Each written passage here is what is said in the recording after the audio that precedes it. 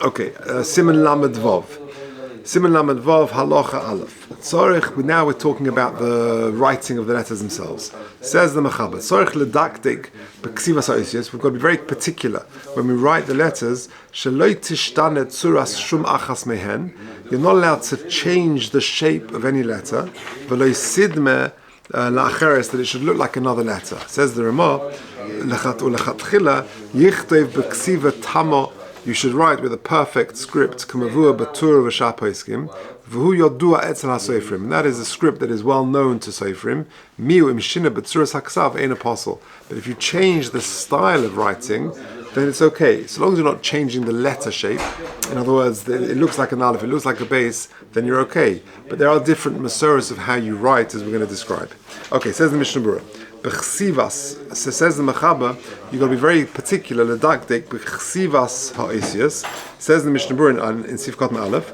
V'hu adin im nishtane ha'os mitzurasa acha ha'ksiva alidei nekev aikera itishtash apostle uchadelav. Similar ways, you've got to be very careful even after you've written it. If the letter has changed over time, it's faded, or there's a little hole in it, or something like that, that it actually changes the tzura of the letter. Tzuras sifkat base afilu im shinu hatzura haYorak b'mix hasois. Even if the shinu is in a part of the letter, kagoin shechosa harosh ha'aleph. If the head of the aleph is missing.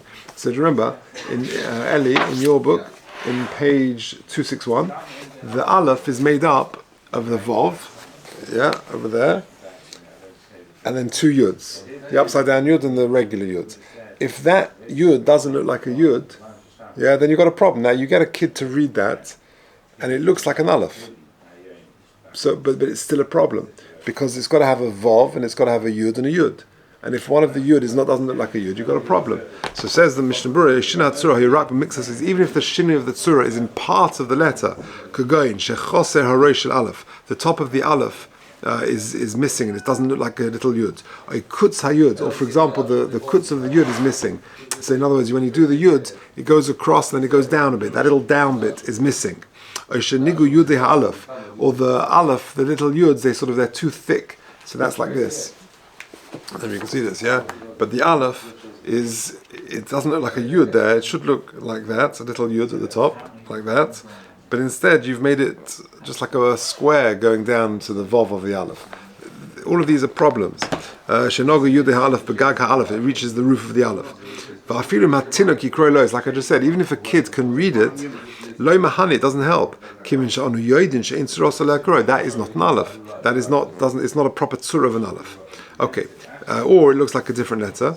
Says the Mishnah Berurah in Sifkat Gimel, la'acheres roisi b'sefer ma'aser keach shehevi ledina b'shem tshuvas maharanach siman aleph shekosav ta'afilu im rak mixas ha'is nidme la'is acher.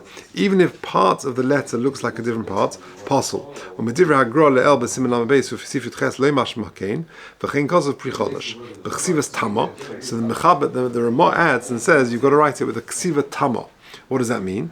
Rotzolema ksivas tama ushlema, a complete and perfect letter, but tmunas ha'osios, according to the letter, kafima shalom duhu mi'at Talmud, like we have learned in the Gemara, the Kabbalah harishonim val pi hasoid, and through Kabbalah, or k'muvu beis Yosef b'simen zeh. Now im shina, and therefore if you change the tzur of the letter, hainu shalei kosav tmunas ha'osios hamuzkarim b'sfarim, you don't write it properly like they're written in Sfarim. But you need at least the tmuna of an ois. And certainly you can't change it to a different type of ois.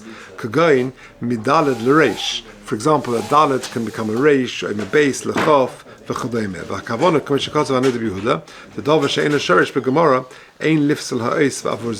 there's something which hasn't got a source in the Gemara, you don't puzzle the ois because of it.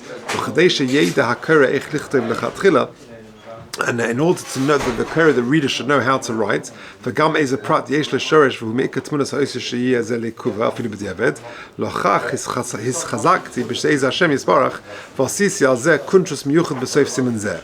Very interesting. Says the Chaim, because there's so many problems with the ksiva, and I feel the need to write a kuntrus, just to teach Seifrim how to write and make sure everyone gets it right. Ve'ataktiv be'Beis Yosef Prima Garden. I've extracted from the Beis Yosef, from the Prima Garden Moshachrenim, Tmunas Kol Oisis L'Maisa, the configuration of every single letter properly. Ukurasiv b'shem Mishnah Seifrim. I've called this little kuntros Mishnah Seifrim. V'kolalti boi gam kitza klali dine hakofes gvil, and I've added to it other halachas about hakofes gvil. You've got to put a proper border around each letter. V'chak teiches, and the halachas of chak teiches, which we've discussed, we'll come to again. V'shaloi kasidrim me'bal tzir regadim v'shari achronim. So basically, what the Chaim did, the Chaim always wrote svarim which are for the needs of Klal Yisrael. So he wrote, for example, Sfarim, how to behave in the army. When you're being drafted into the Russian army in the beginning of the 1900s, late 19th century, early 1900s, how are you going to cope? There's no kosher food there. So he told you how to do it. The Mishnah Berurah as well, really. The Hilchos Lashon Hara is a great example. That was his first thing he wrote. So all of these halachas is to help Klal Yisrael. So really what's going to happen is, and we're going to finish off on Mitzvah Hashem next week, but then there's a kuntros of Mishnah Sofrim where we'll go through, it's very interesting, we'll go through the surah of each letter. Let me just finish with one ha'ara, and that is footnote number 4. The Mishnah Berurah says, the Dirshu note says in footnote number 4, Ukafisha kosev b'shalos shuvas harosh, v'tzuras ha'esius einom shavas b'chol medina. What have we said? What has the Ramah said at the end of Sif Aleph? He said the letters have got to be shaped perfectly, says the Mechaber. Adds the Ramah, it's got to be a nice, thick, clear writing, which is Yodua to the Seifrim. An apostle. In other words, if you write with a Sfardish Ksav, not an Ashkenazi, that doesn't puzzle it. But the letters have got to be good. Now then he says something interesting. This is the Lashon of the Rosh.